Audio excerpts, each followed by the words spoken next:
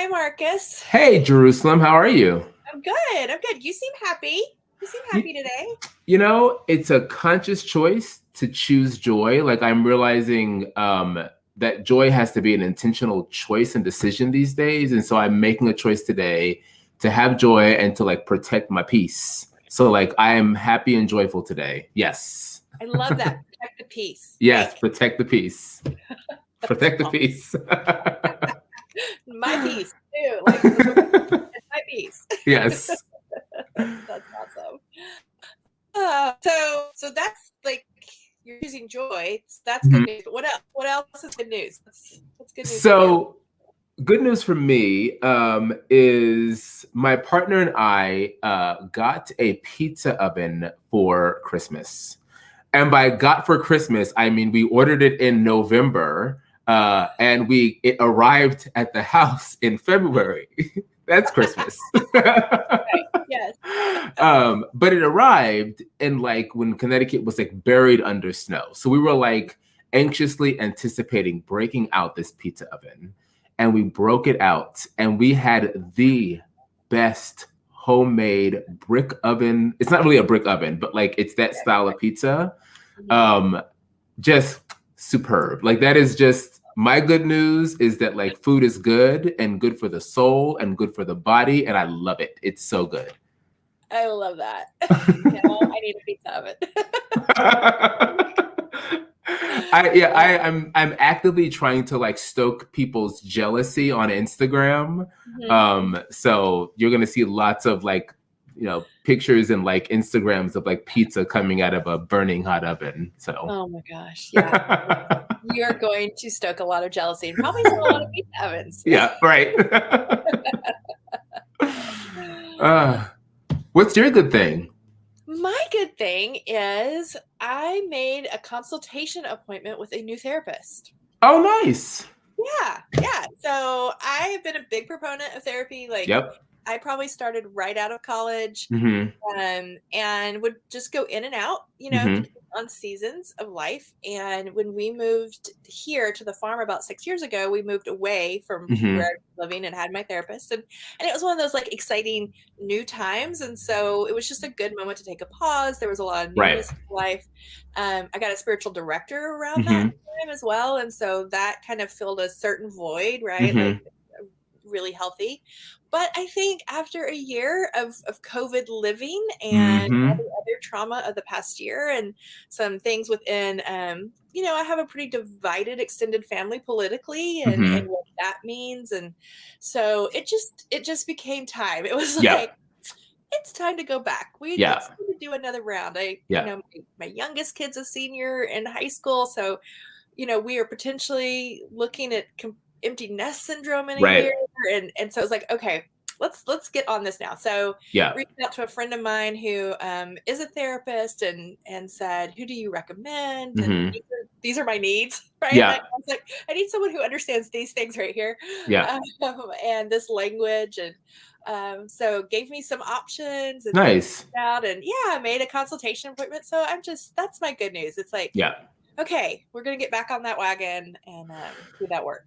Well, and there's a couple of things that you said that I really resonate with. One is like the whole idea of like going in and out of therapy, because I think that's just real. Like, I think, sometimes in particular moments of your life, you need that kind of resource and support. And other times you don't need it as much. And so I think the freedom of going in and out, but I also just love the fact of like being open with that, because I think even in church, there's still a like stigma around it, and especially around leaders of the church, lay or ordained. Like, I think there's just stigma around that kind of thing. And so the more that we can name it and normalize it, that's just good news for a lot of people in our churches who are struggling and don't know where to turn, don't know that there are resources out there. So the more that we can, name it out loud and claim it for ourselves, the more I think it gives permission for others to do the same. Yeah. Yes. Yeah. Thank you. Yes, it's one of the reasons I wanted to share it, Brian Sellers Peterson is a great friend, and he has been in church work for 40 years and is on the retired side officially, but does what he calls, he's in the gig economy, right? And he's our Good News Garden consultant for this year. And we were in a staff retreat and a team retreat for the evangelism team. And he was really encouraging that, just saying, you guys, you have great, you, especially those of us who work for the Episcopal Church, we have good insurance. Right. Lay and clergy. And so full-time, so he was like, take advantage of it now while you're, so that it was really encouraging to have someone who's a few more years down the road and has been in ministry that much longer to say how important that was. So, so I was like, yes, sir. I'm my last push, right? Like my last to make that call. So really grateful for that. Yeah, I'm all about people getting healthy, whatever that looks like for you, whatever resources you have, find them, use them, I'm all about it. So that is good news. Well, awesome. So who do we have today on our wonderful podcast /video / I've been telling people it's like a pod video cast. I don't exactly know what it is, but I just give people the link and here you go. I'm like, it's like a talk show, sort of like we don't have entertainment, but we should get a house band. Why is it not a house band? They're doing all these like virtual choirs. We need to have a house band. We need like a virtual roots for us. Like that would be amazing. So we have Aaron Jenkyn on today, and she is I'm going to let her tell all the things because I'll get them all wrong, but I met Aaron a couple of years at a Province 1 formation gathering.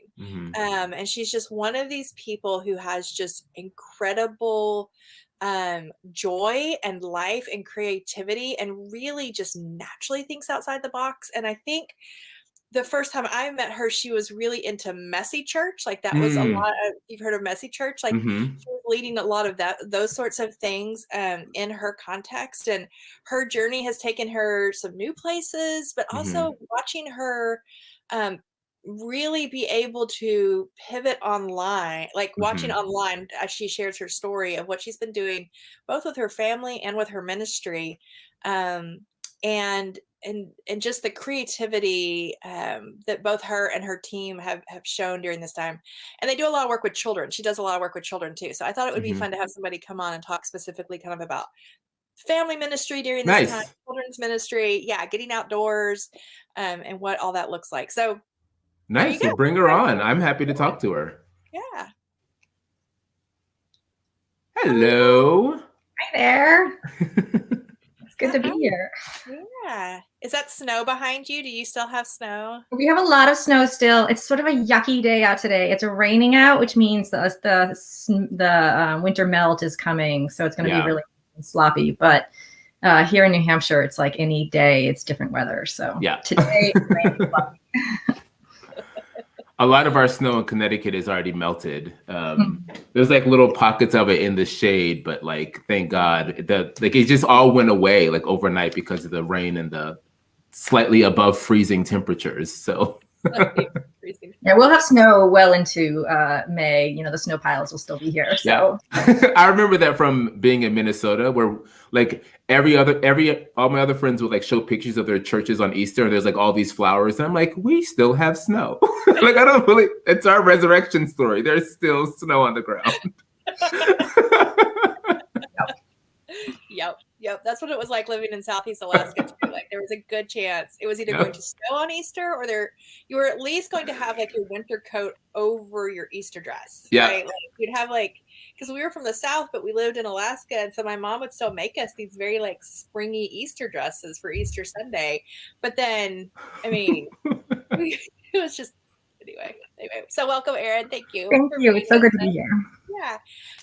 Will you just give us a little bit, I kind of sort of introduced what you do and who you are, but would you give us just a little bit of background about, who you are, where you are, what you do officially, unofficially?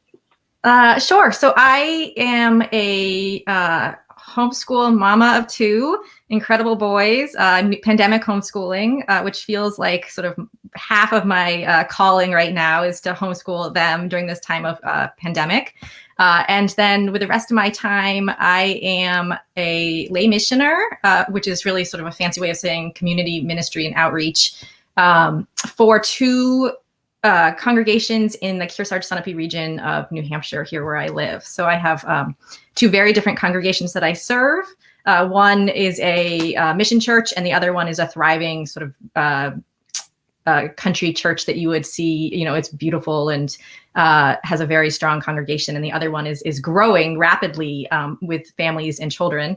And the other one is sort of a more typical Episcopal congregation. So I have the full spectrum of people that I serve, which is really wonderful and a great learning opportunity.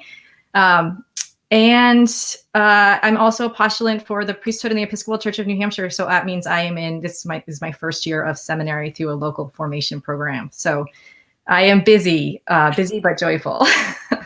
Yes, you are. That's good. Well, why don't you just start us off with kind of how you, like specifically around youth and children, families,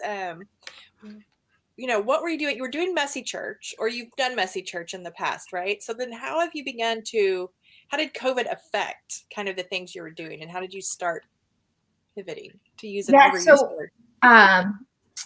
To give you a little background on Messy Church, I came into ministry as a volunteer. Like there's a long story behind it, but I was volunteering at this mission church in Newport where I serve now, and took on this very part-time job in community outreach, growing from my volunteer position. And I didn't know what I was doing. Like I had absolutely no idea what I was doing. I just felt called to that place, to the people, had no experience in ministry, like had no theological education, but had always been interested in issues around spirituality and listening and growing community. So for me, it was all about growing community around God. Having a Christ-centered community was so important to me in my own life, but also as I was starting to work for the church. And so I went on this mission of, well, I don't know what I'm doing, but everybody has a story, so I'm just going to listen. And so I spent like a year listening to what the community needed, and not like, what do you need, but like hearing their stories and hearing where they were coming from, and hearing the story of the congregation and how they had rebuilt themselves. And the bridge that was missing for me was like, if you want to be part of a Christian community, but you don't speak the language, then what do you do about that? Like, how do you, when you walk into a church and you don't know what's going on, no matter how welcoming the people in the church are, it's scary and intimidating. So I decided that there had to have been some program out there. Somebody else before me had to have created a program to help people, like teach people how to be in church. So I came across Messy Church and I was like, this is for families. It's like intergenerational. It's sort of a children's program, but like maybe it would work with some of the adults. And so I said, I'm crafty. Let's try it. And so we tried it, and it was like beyond anything I could possibly have imagined. Like to have people who were new to faith, people who had lifelong experience in churches, like coming together and having every person's story honored, was just incredible. It felt so good to be part of that, a small part of it, because, I was pulling people together, but it grew in its own way. And so Messy Church is like so close to my heart. Like it's like that, the storytelling, the honoring of stories, the bridge between the community and the church is just so important. And that experience, grew over the course of, the 2 years that we did it. And we were just on the shy side of established when COVID hit. Mm-hmm. Like we had 65 people at the last service in February before we had to shut down. For a congregation that had for years had an average attendance of 15. We had families and kids coming out the wall. Like it was truly amazing. Like people were bringing their cousins and their friends and their families and leaving, it was a 3 or 4 hour ordeal. Like it was just so joyful and so good to be part of. And I was devastated. Like I was so crushed when we had to stop doing it. And I was getting emails from people and calls and letters. Just people were just like, what are we going to do? Can we really not do this anymore? Just like in regular church, but these people so many of them were new to faith. Like they didn't have an established congregation. And it was all formation and worship had all happened together and hadn't been something that was separate. And that was how I knew formation was worship and formation were together. And so that's where I was coming at. And I had to take some time to grieve. We had to shut down. Like I couldn't, I wasn't quick on my feet to try to figure out what to do. It took a long time. And so after a couple months of just like, we can't gather, I stopped trying to think of ways that we could recreate Messy Church in person, and just took a step back and said, how did we get to that place to begin with? It was through listening and it was through understanding people's stories, and it was through meeting needs of where people were at right in that moment. And so I sort of started from scratch and said, how can we meet these needs that are happening right now without trying to recreate something that was wonderful and incredible, but can't happen right now. And so that was when I started asking questions and started listening to people and calling people up and offering, prayers and story sharing over the phone and on Zoom. I started doing driveway visits. So I would literally show up with my lawn chair and an iced coffee and sit at the end of the driveway and just chat with people. And through those visits, I got to connect with people, but also got to hear their needs and what sort of experiences they wanted, and started to discern people they need permission to step away. They need permission to step away and to spend time with their family that's not structured. They need help telling stories. They need help connecting their own stories. And, even people who have been in church for a long time, they hear the gospel read at church, they hear scriptures read at church, but they don't necessarily know those stories. They don't feel those stories in a way that's connecting to their own lives. And so whoever you are, you can benefit from hearing those stories. So how can we as a church during this time offer a way to share stories and coach people to tell their own stories? And that's sort of where I started with trying to think outside the box, was how to meet those needs of giving people permission to step away, how to share stories, and how to weave scripture and Jesus' story into their lives. Yeah. There's a lot that you said that I just want to double click on, underline, highlight. But one of the things that really stuck out to me that you just shared was really when you talked about the grief. Because I'm thinking about my own self in my own parish context.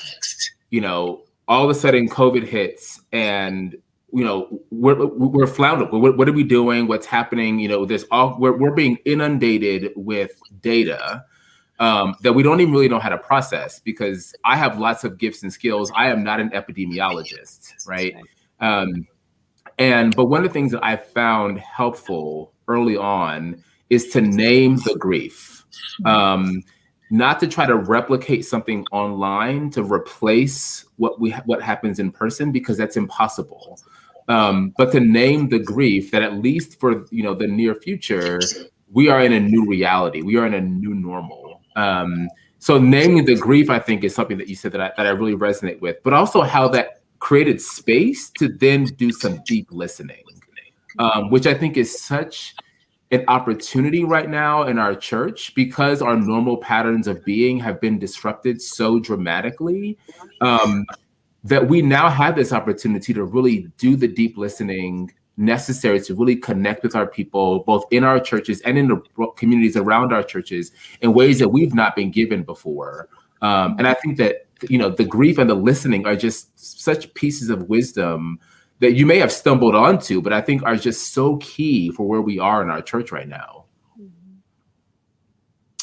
Yeah, I think, and some of it was just such a physical reaction, right? I mean, and I think that's, that's so important to listen to those sort of bodily instincts. I couldn't function. I mean, I was so grieved to not be with my community, both congregations, but for what I felt like we were missing out on, sort of this really incredible, joyful, powerful experience that we had together as a church, and to not have that just was so hard. And I didn't know if we were ever going to get it back, right? When something's so new and it stops, and you don't know how to support people, you don't know if you're ever going to get that back. And then I realized that was the same thing that the people who had been to church every Sunday for their entire lives and were 80 were experiencing, right? It wasn't because it was new. It was because it was something that was so meaningful to them, that grief was universal, and that we really did have to name it and honor it.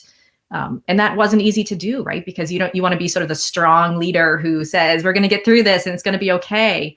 But then I just remember writing this reflection on Facebook saying, I feel like my prayers are just scrambled alphabet soup. I can't get words out. I don't have any feelings. It's just a bunch of scrambled alphabet soup right now. And if you feel like that, and I feel like that, then let's just be scrambled alphabet soup together and figure this out. And it was, that reaction to that post.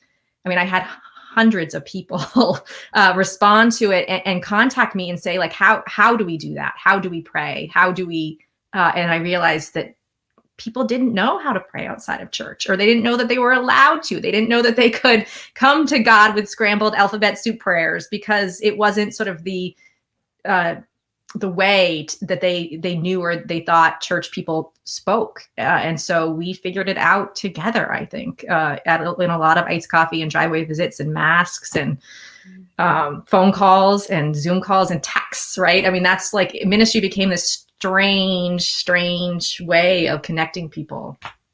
So yeah, the grief was, it was a tool that felt like a gift from God, but from my body also. Like, you can't function like this. You have to wait, and then something will emerge. I love that. I think one of the things that I've always loved about the way you approach ministry is that it is so embodied for you, from messy church to some of the things, like, I think was it for Shrove Tuesday that you did the outside, or maybe it was Candlemas. No, it was Candlemas where you did the outside, but you do so many things outdoors and embodied. And I think that's something that you have really given permission to people to begin to explore. So can you talk about how that way of doing some of the things you've done or offered, as you begin to go, okay, we need to help people learn how to pray. We need to help people learn how to share their stories. How have you been doing that? Like, my question's always like, but what do we do? Right? So what did you do? What have you been doing? Like, Yeah. So I think part of it is being intentional, right? About my time in terms of coming up with activities or projects or formation exercises. But it's also, and for me, the way to be intentional is to hit as many of those markers as I can. Mm-hmm. And so, when I think about the needs that I've discerned in our community, which are going to be different for every community, but for us, people don't need to learn about God. Like, they just don't. They like God is showing up in their lives in all kinds of ways right now. And there's a time and place for learning about God and learning the right words and all of that.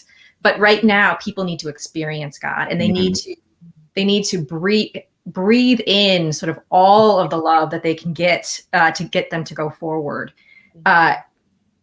And so all of my projects have tried to recreate that, have tried to give people permission to step back and to experience God right where they are. And the only way I know how to do that is to be embodied, is to offer up ways, because people also need to, when you listen to people, they're finding God outside in nature. They're finding God in connection with family, whatever that looks like. If it's on Zoom or if they have small pods, small bubbles, they're finding God when they feel useful, right? And so how can you hit all those markers? It's finding a way to be useful or to create something, like creating something, right? Gives people that. And so I think that the projects that I've done have helped give people something to create or something to do in service, and then helped them narrate that experience and that story. So either through questions, through literally, prompts to share a story, to reflect on a scripture, but not necessarily, in a traditional way, to reflect on scripture in more of a, wondering, godly play type style, but to do it with somebody else, with their family. So all of those activities have hit all those marks, because I can't afford the time to try to come up with different programs for each of them. And each of those activities that I've thought of, and that I've done during this time have really tried to, they've been things that have brought me joy, and they've been things that my kids have brought them closer to God. And when I talk to a volunteer who helps me pull the materials together, they're things that are joyful to those volunteers. And so if I follow those threads of life, then something good will come out of it. And that feels like where I'm doing right now. But it really comes from like a point of like poverty of time. I have no time to do these things. So I have to hit all those marks in one place. So some examples of things like that is like Jerusalem was saying, for Candlemas, we have this program called Wild Epiphany, which is an outdoor youth program that we pivoted to during COVID because we couldn't meet, our after school programs couldn't meet indoors. So during the summer, we quickly said, let's go outside, let's go for hikes. So we have this group of kids who have met weekly since COVID, since the summer, to be outdoors. And it's, the numbers have gotten smaller as the winter has gone on, but I think it'll pick up again as the weather gets a little bit nicer. But we took those kids and my kids and I went to a farm and we learned about how beeswax is made. We bought beeswax from the farmer. We went there, he shared his stories with us. It was incredible to hear about how the beeswax is made and his journey as a farmer and his struggles. We then went back to Wild Epiphany and my kids shared those stories on their own through play, like just in playing with the other kids, shared those stories about the farmer. And then we melted the wax over the fire and we poured them into and made earthen candles. And then as part of that, we had a ceremony for Candlemas where we blessed the candles, we blessed the earth, and then and we talked about how that connects back to Candlemas in church, and we video recorded it because we had no time, right? We were trying to come up with this service for Candlemas, and I said, well, it has to be authentic, right? It has to be an actual experience for these kids, but it might work. Let's record it and see what happens. And what happened was this amazing footage of these kids experiencing the tradition of Candlemas with no words, essentially, right? I mean, there was no words for them because it was all happening in there. It was so embodied for them to pour it, to hold the wick while it was cooling, to listen to the story. I mean, we read the whole story to them and they were so engaged, and then asked the most amazing questions. And I finished, and we have this 14-year-old, and she looked right at me and she said, it must have been really hard for Mary to know that Jesus was going to die. And she's 14, and she had never heard the story before. And it was just like, it was so shocking to hear her say that outside in the woods as we were pouring wax into the ground. Like, that was what she was thinking about. And I just thought, whatever this is, it's working, right? Whatever this embodied experience of hearing stories and being useful and creating something, like, this formula is working. And then afterwards, she came up to us and she said, I think we should do that every year for Candlemas. It should be our thing. And I was like, you got me there. Like, this is like here's this 14-year-old who's new to church, who's never been to a traditional Candlemas, who felt the tradition so deeply that she was like, this is how we're going to do it in church forever. And it was just incredible. But none of that could have happened. You couldn't script that, right? You can't plan that. And so it's being intentional, but also flexible. Well, it's that flexibility, I think, that I like. I love that whole story, but that flexibility of like, I don't have time to super control this. And so I'm just going to plan some things, make sure that people aren't getting hit by buses and killing themselves. But other than that, Holy Spirit, meet me where we're going. And the Holy Spirit's I got you. And so this idea of one of the things that I think a lot of people are feeling right now is this pressure that there is just not enough time, right? People are working from home. If you're working from home or you have children, there's that added, layer of how do you parent and work from home and all kinds of things.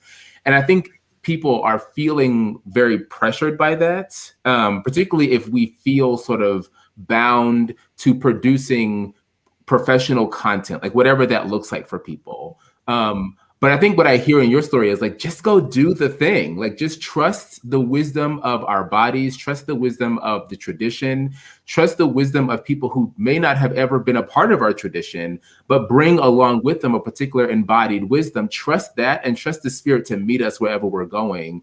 And that something good is going to come out of that. And it might be something that we never imagined. And I'll speak for my own self. I have a great need to control things. And one of the things that this pandemic has really taught me is I really can't control much. I honestly can't control much. And yet in the loss of control, I've experienced so much grace because I've been able to see that when I actually take hands off of things and actually trust God to do what God does what God does, and great things come out of that. I love that story of the Candlemas and pouring candles, and I kind of wish I was there. I'm coveting this whole thing, but it sounds wonderful. You know what's so interesting? Amen to all of that, right? But what's been so hard for me is that I was someone who like loves deeply, like everybody, like without exception, and it's really hard. And because I want to be part of all of these experiences, like I want to be part of every single one of these experiences. And the hardest thing for me has been like, it's like trusting the Holy Spirit to like take this project wherever it's going to go, right?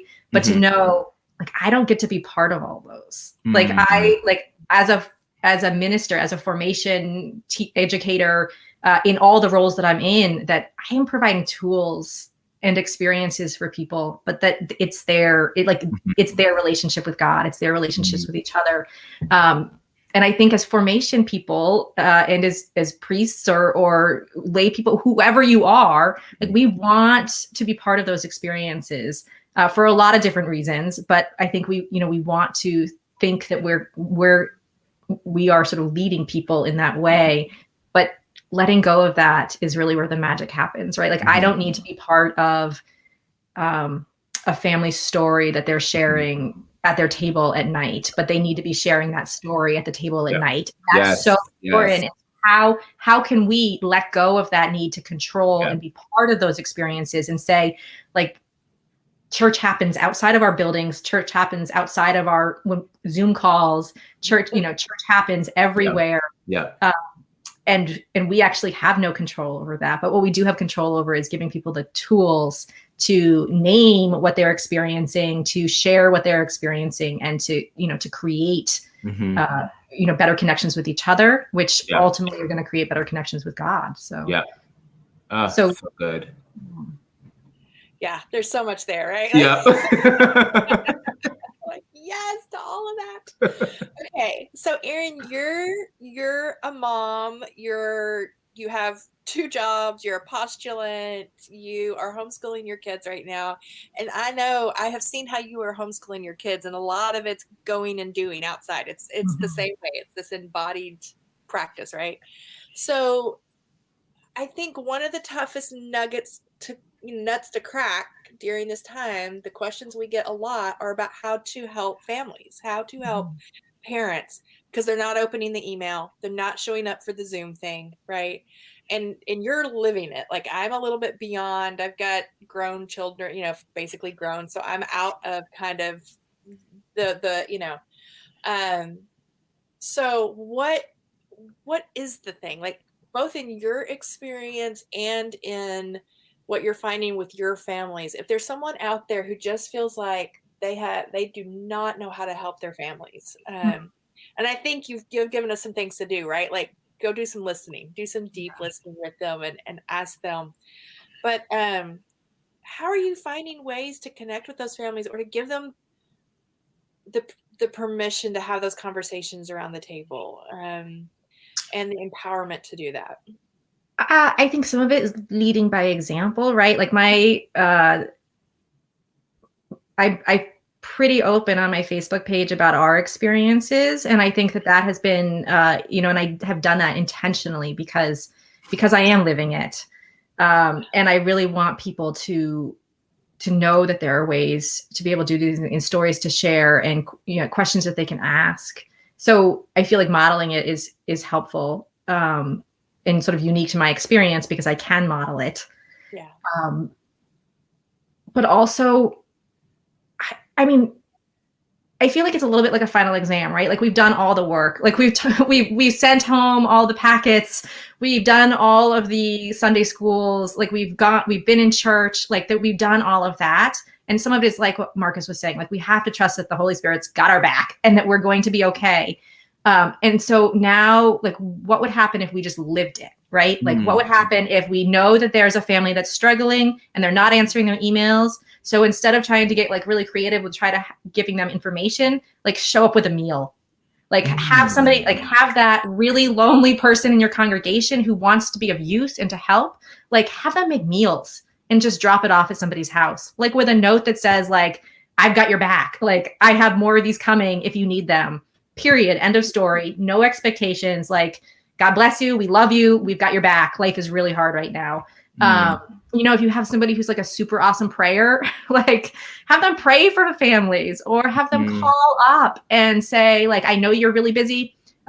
This is probably your answering machine because you screened my call because you can't talk to one more person from church right now. But, here's a minute prayer for you. And I'm thinking about, but little things like that, I think will show that, we're not asking one more thing. Like we really are trying to help each other. And if there's anything that you can do like that and get other people involved, because there's we have this whole population of people who are lonely right now and isolated. And then we have this other population of people who are living this nightmare of busyness and trying to survive and keep afloat. And there's a way to merge those, but we have to be the people to bridge that. Like we have to give people permission to say, it's not intrusive to say, you're super busy right now. Here's a meal. It's not going to offend anybody. If they have allergies, they don't have to eat it. But or call and ask about the allergies, right? But there's ways to address those needs. So I just wonder what would happen if just for a little bit of time, we didn't try to teach anything, and instead we just tried to pair people up to just coexist and see what would happen. And my guess is that in that exchange, there probably would be some niceties and maybe then some story sharing, and then something would grow from that. And in that relationship, you're going to feel pulled back in, and it's going to feel like a breath of fresh air, right? It's going to feel like somebody's supporting me. They don't want anything out of me. It's not a reminder that I haven't done, I haven't been reading the Bible to my kids every day. Cause some of that is right. Those connections are okay, there's this church thing and I don't have time for it. Right. But there's a meal.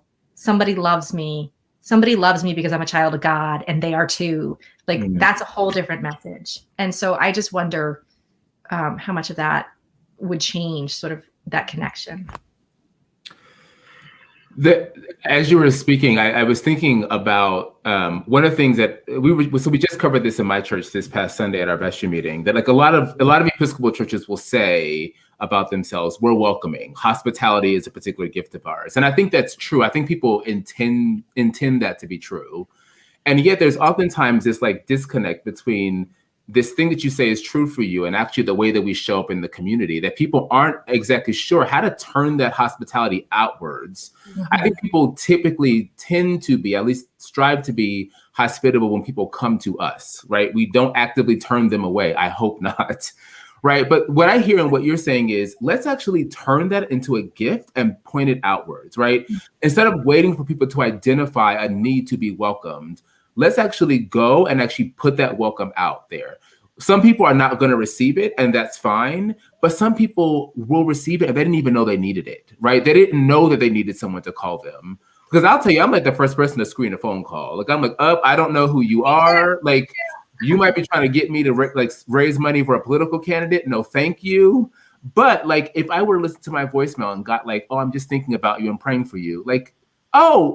I'm going to call you back, because that's something that breaks through the noise. It breaks through the hardness of heart that I think that a lot of us have gotten, and actually gets to something more vulnerable and more compassionate. And that to me is just a little nugget of wisdom that I want to take back to my own congregation, because we're a congregation who, I think a lot of Episcopal churches, we have a lot of older people, some younger people, and there's no connection between the two. And this pandemic has been, frankly, hell on our younger people, right? I haven't seen a lot of my younger people since last March.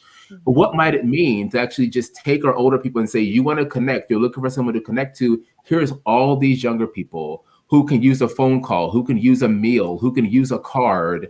Let's actually turn that into a ministry where we connect with one another. That is such a good idea. Oh my God, it's such a good idea. But it's so, and there is, I think people, especially older folks, I think worry about that, crossing that line of well, what if I offend them? I don't want them to think that they can't do it. But do it for everybody, right? Say, this is a thing we're doing. If you have kids in our congregation, we are dropping off a meal for you on Friday. We're going to do it once. We'll see what happens. And there's no expectation of a thank you note. There's no, say, make that clear. You don't have to call somebody to say thank, and they will, right? Because they'll be grateful. But it is an offering to this other person. It's an offering, just like you pledge, right? You're going, it's something you can offer to support people. And if they don't call you back, it's not something to be offended about, but it's, I just think making those connections and for younger folks, like Facebook is, Facebook, texting, Instagram, all those ways that, we think we're connecting people with people. Like, instead of just sending out information, like, I can't tell you how many times a day I see something and I'm like, oh, that person needs a prayer.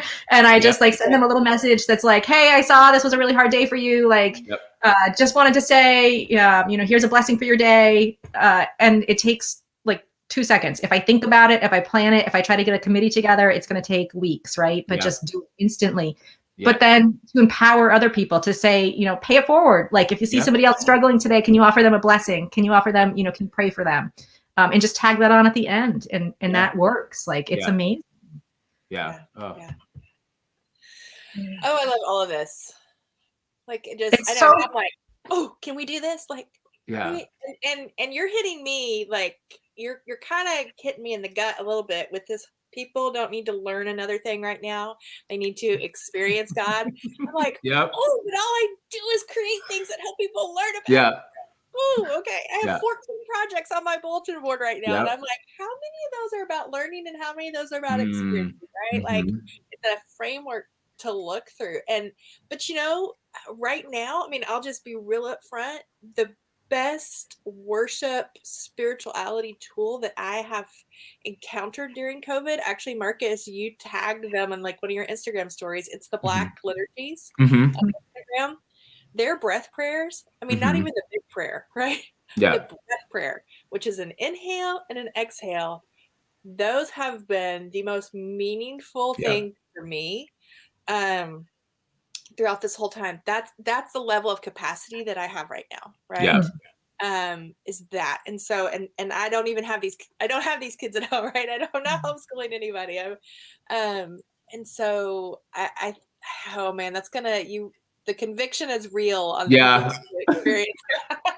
Because, and especially like me, to like, Dina formation, I'm all about learning content, learn all the things. And yet I think what you said is true. Like, there is something so deeply true that people yearn to experience God, that there's a time and a place for the learning thing. But right now, I think, especially as a parish priest, what I get people coming to me with is not, I don't know this thing about God, but a desire to experience God. Where is God right now? And I can't understand where God is right now by like understanding like the hypostatic union and like all the like theological things. Those are important. Like, please do not, kick me out of the church for saying that. But like, I want to know, where is God right now? Where is God in this pandemic? Where is God in my unemployment? Where is God in the fact that I got sick with COVID, or somebody in my family got sick with COVID? Where is God right now? Where is God? Where is joy right now? There is joy. Like, the thing I love about this, one of the things I love about this conversation is there's joy here. And so often, so many of our people are struggling to find the faintest glimmer of joy because there's just so much bad news. There's just so much terrible, real life, terrible things happening. But if God is present in our lives, there's got to be some bit of joy, even however faint, to help carry us through this moment. And if we can help people experience that joy, however faint, however small, that might be the thing that helps carry people through this moment to whatever God has next for them. Yeah. It's, I think about it in terms of past, present, and future, right? Like, we have to know the stories of Jesus. We have to understand those stories, but we have to be in the moment, right? We have to be in the moment to find joy. And then if we can find a way to be in the moment and weave in those stories, like, that's where hope and joy sort of lead. And it's hard to be joyful right now. I mean, it's really hard to be joyful right now. And so, especially when you're busy, right? But that's, you have to take that, you have to lean into that and say, like, well, put the busyness aside, be present in the moment. And you'll find joy. You'll find joy if you're curious, if you're asking questions, if you are creating, if you're connecting. And so all of those things need to be part of every moment that you're doing. And it's hard, right? Like, I don't sleep at night. Like, I'm exhausted exhaustion. Yeah. Like the whole self-care thing, that should be a whole nother podcast because I'm not very good. I'm not very good at it. So truth be told, the reason I go outside with my kids is because I needed to find time to get outside myself because I know that's where I feel close to God. That's where I can breathe. That's what's empowering me to sort of go forward with my work. And so I was like, your kids are coming with me because that's where I find God. So that's what we're doing.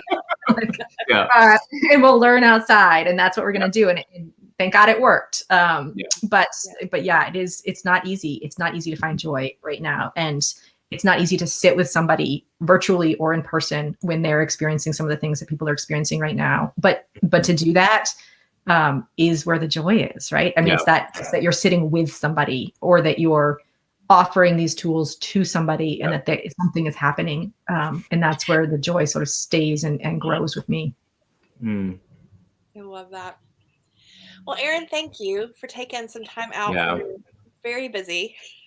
Oh, it was so good to be with you both. I can't wait till we can do this in person.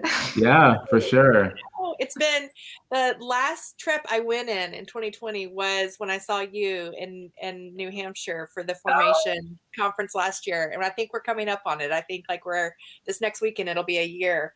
Yeah.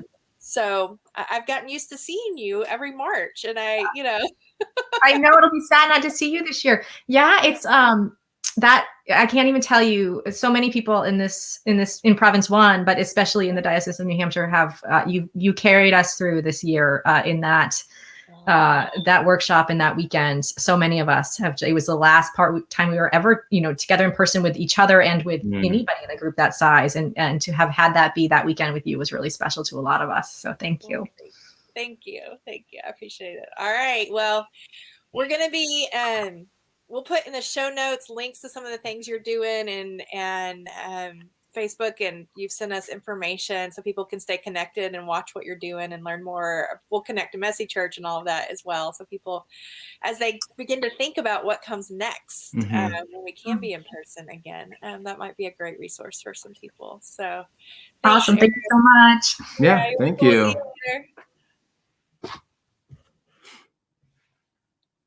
Whew. I just want to say that, like, my whole Holy Week plan just went out the window. Like, it just left. Like, all of it just left. I know. The whole bit of people need to experience God. I mean, that was just like cut straight through. That is such a valuable piece of wisdom. Yeah.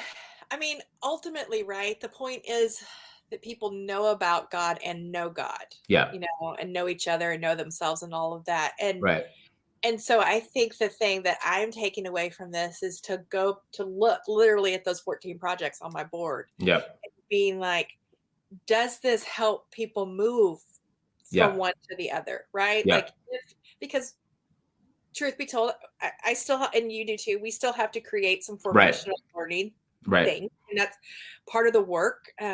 But, through this whole pandemic, the thing that I've kept saying, especially because I haven't attended just Zoom church every week and all that kind of thing, I've said, but my formation has held.